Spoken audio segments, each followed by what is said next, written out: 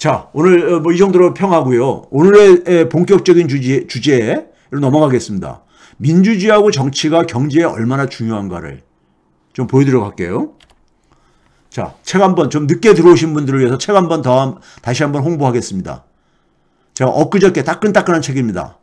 월요일날 나왔어요. 누가 한국 경제를 파괴하는가. 온라인 서점에서 아직까지 오프라인은 아직 배포가 안 된 걸로 알고 있는데 온라인 서점에서 뭐 예스24라든가 알라딘이라든가 교보문고라든가 이런 데서 그러니까는 구입할 수 있는 걸로 알고 있고요. 많이들 이용해 주시면 좋겠고요. 무엇보다도 지금까지 제가 쓴 경제학 책 중에서 가장 쉽게 썼습니다. 그거 제가 제 기준에서 볼 때요. 그런 점에서 여러분들이 좀 편하게 읽을 수 있지 않겠나 생각을 합니다. 자, 최근에 보게 되면 이제 3분기 성장률이 대충 다 나오고 있습니다. 아직 OECD 모든 국가가 나오진 않았지만은 나오면 제가 한번 정리해서 올리도록 하겠습니다. 근데 G7은 다 발표가 됐어요. G7이요. 근데 올해 우리가 이 3분기까지 그러니까 2019년 말 팬데믹이 있기 전부터 올해 3분기까지 얼마나 경제가 빠르게 회복되고 있는가를 제가 계산을 해봤습니다. 한국이 1등이에요. G7 국가 중에서요. 싱가포르까지 포함해서도 그러니까요. 근데 일본이 꼴찌입니다. 일본은 아직도 마이너스 2.4%예요. 지금 뭐냐면 팬데믹이 있기 전 상태를 아직 그러니까 회복도 못했을 뿐만 아니라 2.4%나 그러니까는 모자랍니다. 한국은 1.5% 플러스 됐고 미국보다도 더 빠르게 회복되고 있습니다. 자, 이런 차이가 어디서 만들어지고 있느냐? 자, 이게 일본의 GDP요. 우리가 평상시에 사용하는 화폐 가치 기준으로 우리 월급을 생각하면 됩니다. 월급을 한 달에 300만 원 받는다, 400만 원 받는다. 그 소득을 생각하면 되는 겁니다. 국가 경제 차원에서요. 아베가 경제 침략할 무렵에 한 564조 엔 정도 됐었습니다. 564조 엔 정도요. 그런데 팬데믹이 있기 전부터 하락하기 시작했죠. 저기 쭉쭉쭉 내려가고 있잖아요. 그러다 팬데믹을 맞이하면서 지난해 급락했었죠. 한 511조 엔 정도까지요. 그리고 조금 회복하다가 다시 또 곤두박질하고 있어요. 다시 곤두박질하고 있죠. 올해 그러니까 지난해 4분기에까지 좀 회복되다가 다시 또 곤두박질하고 있어요. 계속해서요.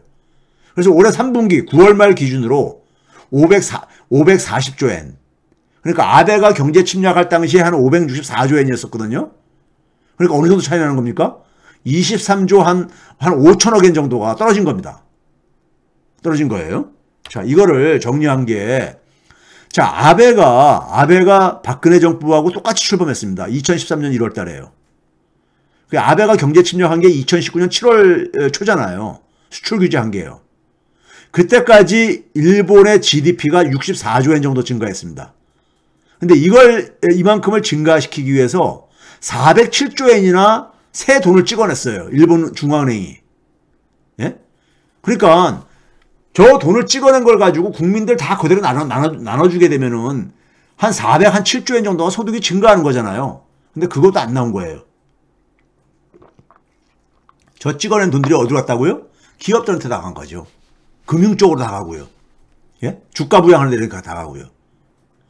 그 다음에 아베가 경제 침략한 이후부터 해서 올해 9월 달까지는요. 아까 얘기했듯이 20조 엔 이상이 그러니까 줄어들었어요. GDP가요. 예? 그런데 그 기간 동안에도 일본 은행이 찍어낸 돈이 159조 엔, 거의 160조 엔 정도. 160조 엔이면요. 우리나라 돈으로 하게 되면은 1엔당 그러니까 10원이 좀 넘잖아요. 10원만 치더라도 1600조 원 정도 된다는 얘기입니다. 1600조 원이요. 이렇게 찍어낸데도 불구하고 소득이 하락을 했어요. 일본 경제가 왜 이렇게 망가졌느냐? 이게 정치 실패입니다. 정치 실패예요. 그래서 이거를 제가 오늘 소개하는 겁니다. 자, 아베가 물러나고 난 다음에 스가가 잠깐 그 총리 역할을 하다가 기시다 후미오로 바뀌고, 기시다 후미오가 그 총선에서 이제 그러니까 승리함으로써 어느 정도 이제 그러니까 아베로부터 좀 이제 그러니까는 독립 자율성을 좀 확보했다 뭐 이런 얘기도 평가가 나오고 있잖아요. 기시다 후미오가 소득주 성장을 그러니까는 지향을 하고 있습니다. 예? 지금 자기의 기반을 좀 가려면은 경제적인 성과를 만들어내야 되거든요. 경제적인 성과를 만들어내다 보니까 이번에 발표한 이 정책이 굉장히 이 주목을 받고 있는데 뭐냐면은 55조 7천억 엔. 그러니까 56조 엔. 56조 엔이면 우리나라 돈으로 한 560조 원 이상이 되는 거죠. 560 내지 한 570조 원 되는 거죠. 이 돈을 경기 부양을 위해서 이 돈을 퍼붓겠다 이겁니다. 퍼붓는데 이 돈을 아베처럼 쓰지 않고 소득주도 성장, 일본판 소득주도 성장을 하겠다 입니다. 지금 뭐냐면 가게들한테 돈을 나눠주겠다 이거예요.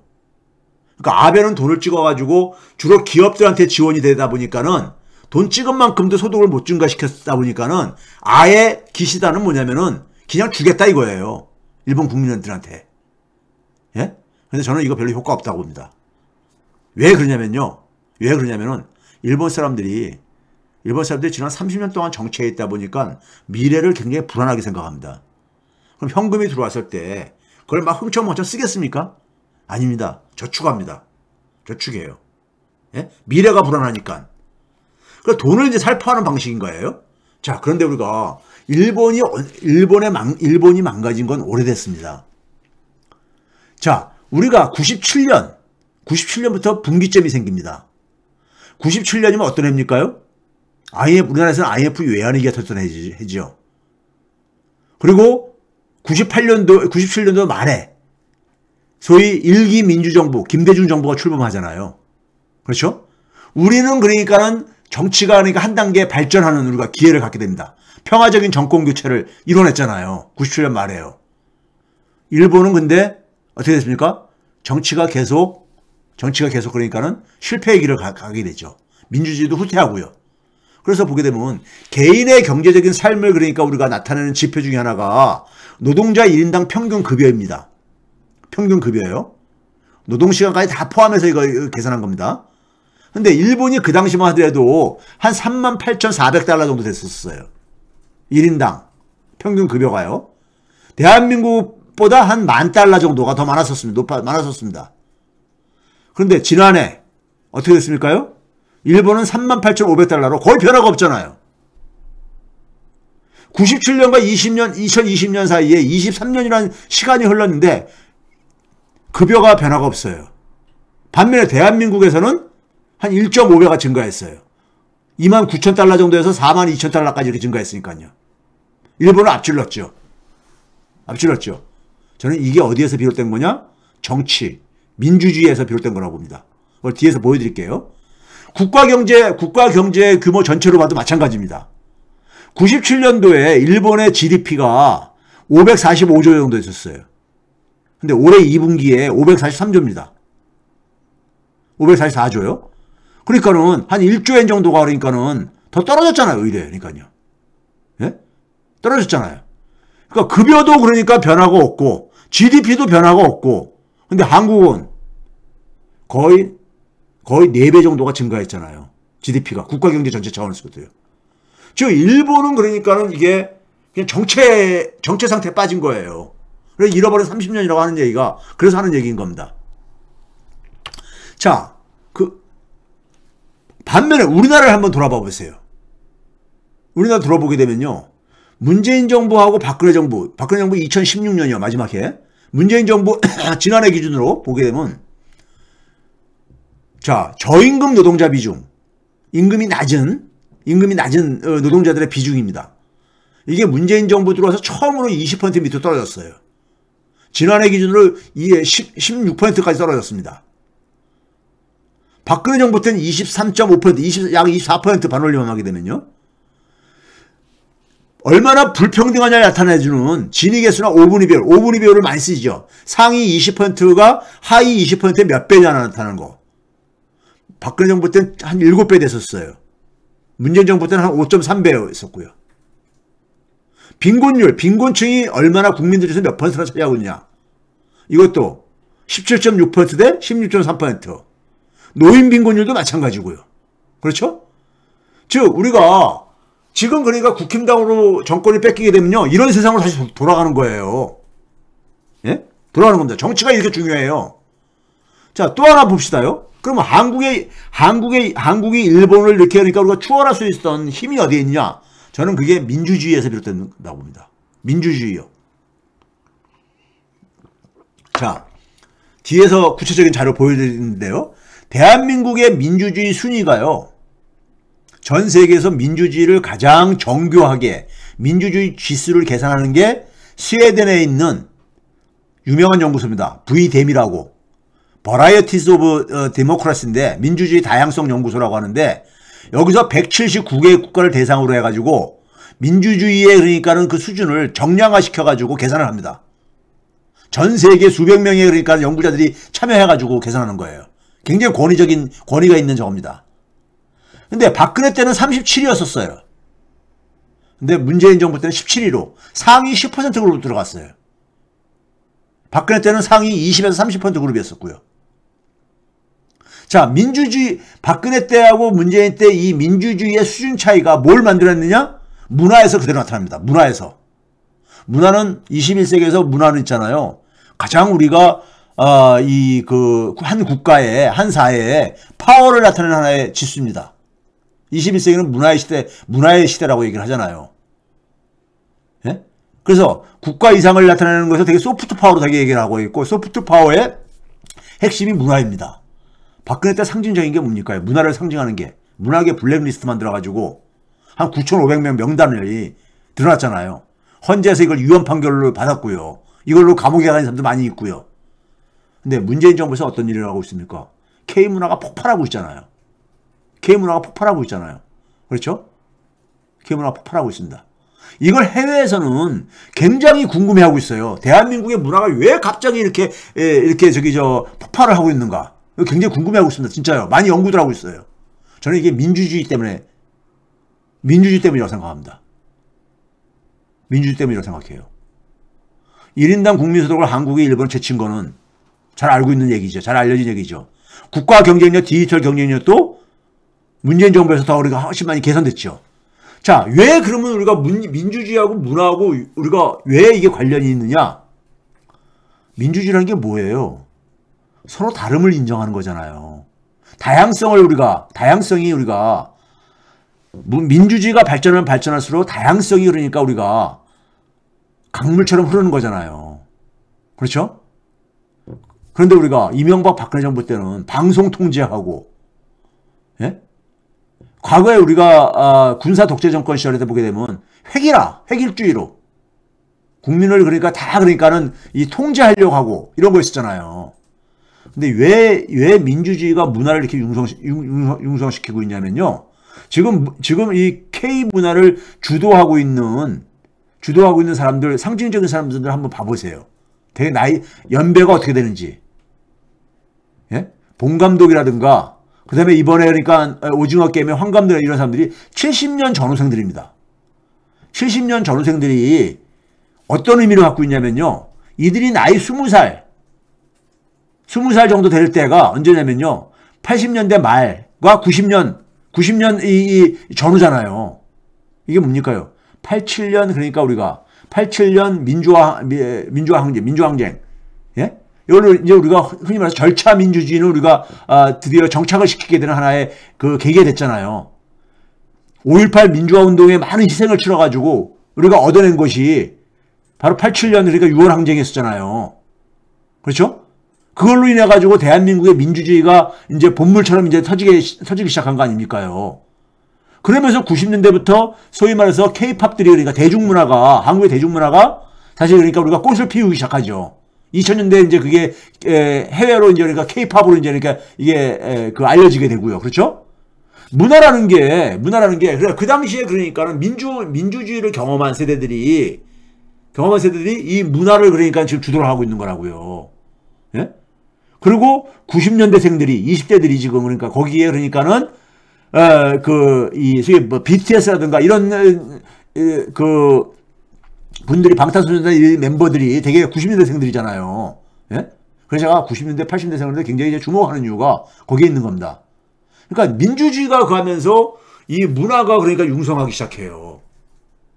문화가 융성하다 보면요. 문화는 있잖아요. 문학에 보게 되면 전통적인 기준에서 보면 좌파들이 많습니다. 영화계에도 보게 되면 좌파들이 많고 그래요. 왜 그러냐면요. 민주주의가 문학에는 기본적으로 DNA로 가지고 있어요. 왜? 그래야지만 자기들의 그 다양한 상상력이 발휘가 돼야 되는 영역이잖아요. 문화라는 것은요. 예? 거기에 그러니까 어떤 하나의 제약이 있으면 안 되는 거예요. 상상력을 제약하는 게 있으면 안 되잖아요. 문화가 발전할 수 없는 거잖아요. 예술이 발전할 수 없는 거잖아요. 그렇죠? 그런 점에서 민주주의에 대한 그런 강한 그러니까 DNA를 갖고 있습니다. 문학계 예술계 인사들은요. 갖고 있어요. 예? 그러면 그랬을 때 이 문화가 이렇게 우리가 그 세계의 중심으로 진입을 한 결과가 작년에 K방역을 만들어낸 거예요. K방역이라는 게 뭡니까요? 대한민국 국민들의 자발적인 참여와 협력으로 만드는 기적이잖아요. 새로운 방역 문법이잖아요. 그건 문화하고 관련된 거죠. 국민들의 그런 높은 시민의식은 문화와 관련된 거잖아요. 실제로 이제 우리가 한번 봐봅시다. 실제 수치를 한번 봐보자고요. 이게 여러분들 그 V댐이라고 구글에 한번 검색창에 쳐보세요. V댐. 그러면 이게 이제 그 스웨덴에 있는 그러니까는 그 민주주의 다양성 연구소 홈페이지가 열립니다. 거기에 보게 되면 그러니까는 데모크라시 리포트라 해서 매년 그러니까 민주주의 보고서를 발표를 해요. 올해 2021년께 지난해 거를 그러니까 해가지고 발표를 한 겁니다. 발표한 건데 이거 한번 들어가서 보세요. 이게 그러니까 쉽게 검색이 되니까요. 여기 보게 되면은요.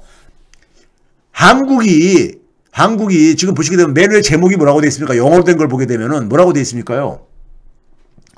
2020년하고 2010년을 2020년에 비교해가지고 자유민주주의 지수, 리버럴 데모크라시 인덱스라고 되어 있잖아요. 예? 에 대한 점수들을 이렇게 했는데 2010년과 2020년을 우리가 비교한 겁니다.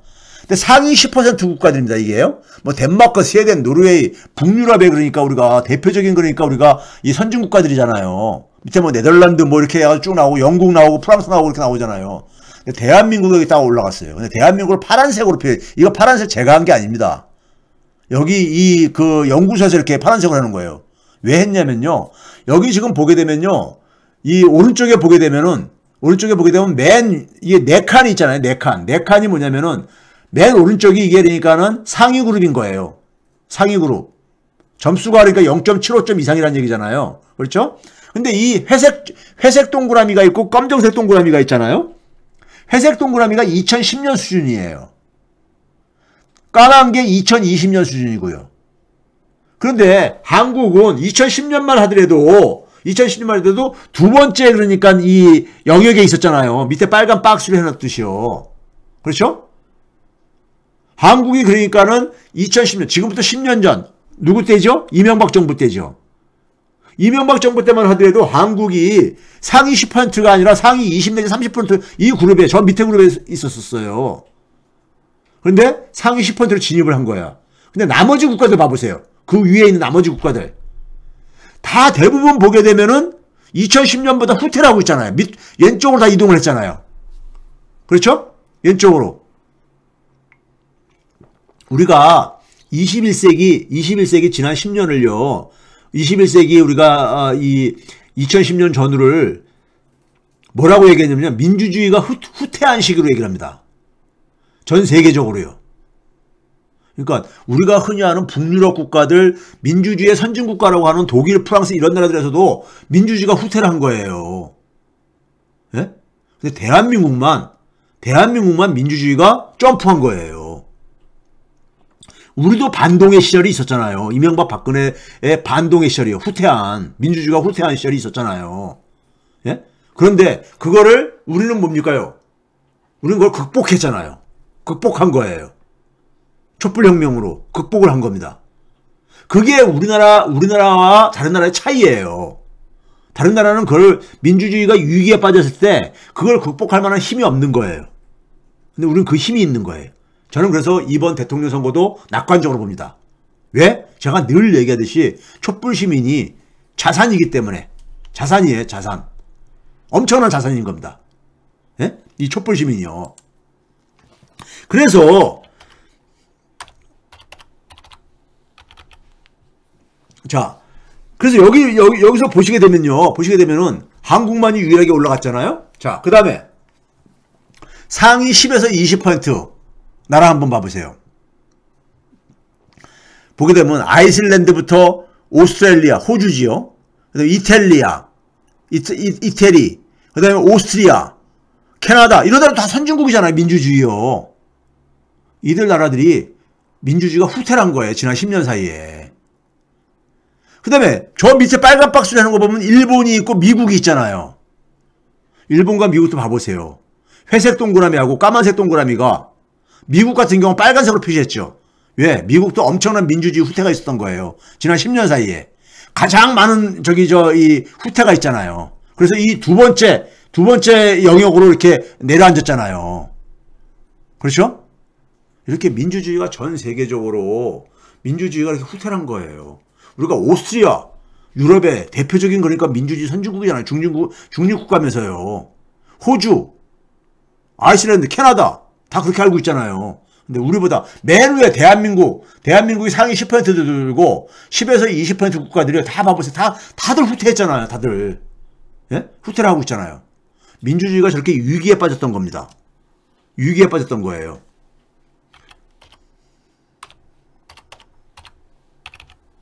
자, 그런데요. 자, 그 결과가 제가 아까 얘기했듯이 작년에 우리가 이 민주주의가 바로 뭐냐면은 K문화를 만들어낸 거고요. K문화의 융성을 만들어내고 있는 거고, 그 문화의 힘이 K방역으로 나온 거예요. 어저께 블룸버그 통신에서 지난 2년을 정리하면서 방역의 MVP를 선정을 했습니다. 방역의 MVP요. 그렇잖아요. 이게 팬데믹 MVP라고 돼 있잖아요. Only 7 place. 단지 7개 국가만이 뭐라고 돼 있습니까요? 예? 이 밑으로 떨어진 적이 없는 국가라 이거예요. 한 번도요. 예? 떨어진 적이 없는 국가라 이거예요. 이 방역을 여러 가지 분야를 그래서 이제 사망률 뭐 이런 거 다 해가지고 확진자 다 해가지고 했는데, 여기 보게 되면은, 예? 여기 보게 되면 노르웨이, 덴마크, 핀란드, 아랍에미레이트, 캐나다, 그 다음에 한국, 스위스, 이 7개 국가만이, 예? 7개 국가만이 이 밑으로 떨어진 적이 없는 나라라 이거예요. 예? 그래서 방역의 MVP로 선정이 됐어요. 팬데믹 MVP라고 돼 있잖아요. 이게 어디서 나왔느냐? 문화의 힘입니다. 제가 볼 때는 문화의 힘이에요. 물론 어르신들의 헌신적인 저것도 있고 정부의 저것도 있지만은 저는 국민들의 높은 시민의 수준인 거예요. 이게 이 결과 만들어내는 겁니다. 예? 대한민국 국민들 참 대단한 국민들인 거예요.